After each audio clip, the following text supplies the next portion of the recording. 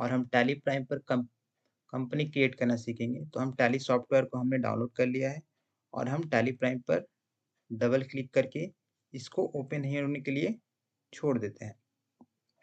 तो कुछ ही देर में हमारा ये टैली प्राइम सॉफ्टवेयर ओपन हो जाएगा और डिटेल्स में हम टैली पे कंपनी क्रिएट करना सीखेंगे। टैली सॉफ्टवेयर ओपन होने के बाद आपको सामने इस तरह से इंटरफेस आएगा।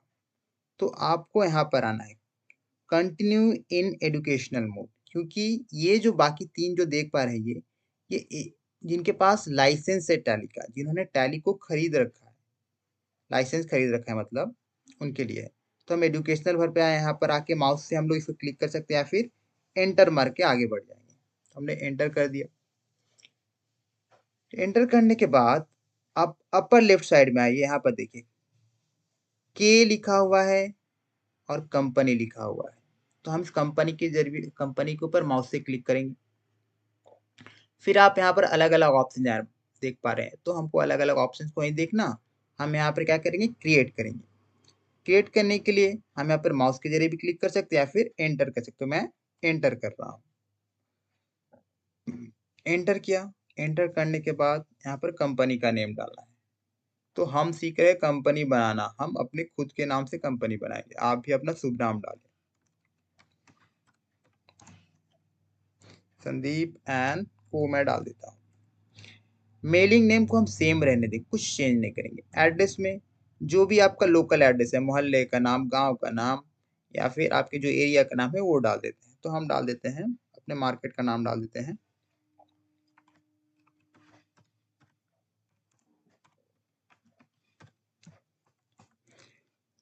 फिर आ जाए स्टेट पे, स्टेट आपका जो हो सिलेक्ट करें। हम सिलेक्ट करते हैं west Bengal.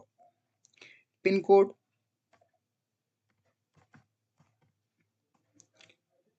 Telephone number, telephone number है तो डालिए वरना स्किप करिए। मोबाइल नंबर डालिए,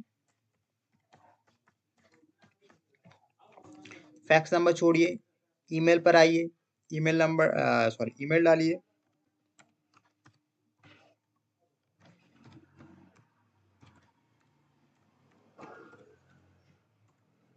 वेबसाइट, कंपनी का जो वेबसाइट हो वो डालिए या फिर स्किप करते हैं हम लोग इसको। यहाँ पर आइए financial year begins from. Financial हमारा स्टार्ट होता है 1 अप्रैल से और खत्म होता है 31 मार्च को। तो इसके साथ जो देख रहे हैं फिनेंशियल बिगिन फ्रॉम, इसके साथ हम कोई छेड़छाड़ नहीं करेंगे। लेकिन हमारे जो बुक्स बिगिंस फ्रॉम है इसको हम छेड़छाड़ कर सकते हैं। क्यों? इस पे छेड़छाड़ करना भी चाहिए। मान लीजिए कोई कंपनी जनवरी में स्टार्ट हो रहा हो या फरवरी में स्टार्ट हो रहा हो, तो वो अपना बुक्स बिगिन फ्रॉम वो जनवरी या फरवरी या साल के किसी भी मंथ, अक्टूबर, दिसंबर, कोई भी मंथ हो तो उस डालेगा। तो हमारा बुक्स मान लेते हैं 1 जनवरी से स्टार्ट हो रहा है, तो मैंने यहाँ पर 1 और 1 डाल दिया। मतलब ये देखिए यहाँ पर 1 जनवरी 2026, तो ये हमारा बुक्स बिगिन हो रहा है। इसका मतलब ये हुआ कम इसी डेट से हम जो भी टैली पे चढ़ाएंगे, परचेज, सेल, पेमेंट, रिसीव, सब ये 1 जनवरी या उसके बाद का ही डेट का हम लोग डाल पाएंगे। 1 जनवरी 2026 के पहले का डेट का हम लोग नहीं डाल पाएंगे। ठीक है?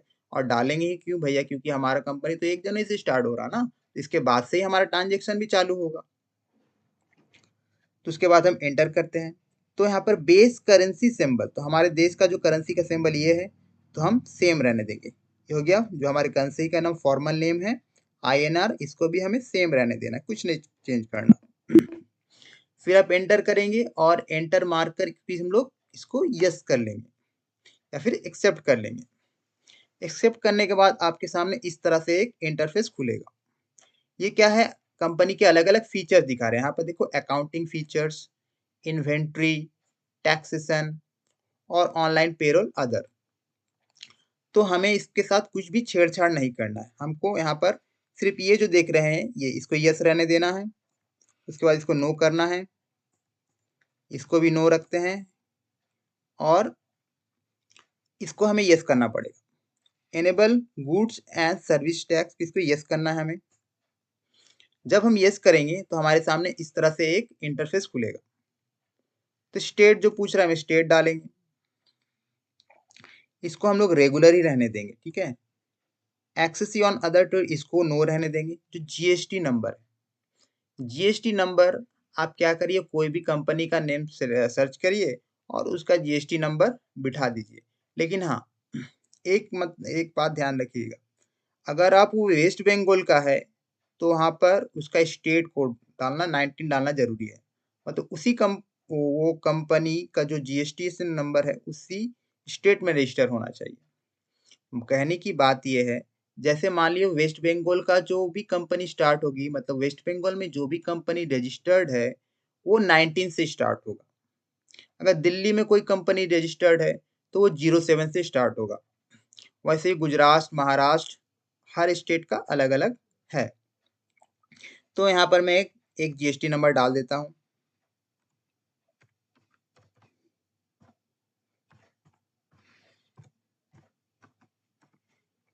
ये देखिए, यहाँ पर हमने जीएसटी नंबर डाला तो यहाँ पर जीएसटी नंबर गलत दिखा रहा है, क्योंकि मैंने ये गलत डाला ही है। आप सही डाल सकते हैं कोई भी कंपनी का।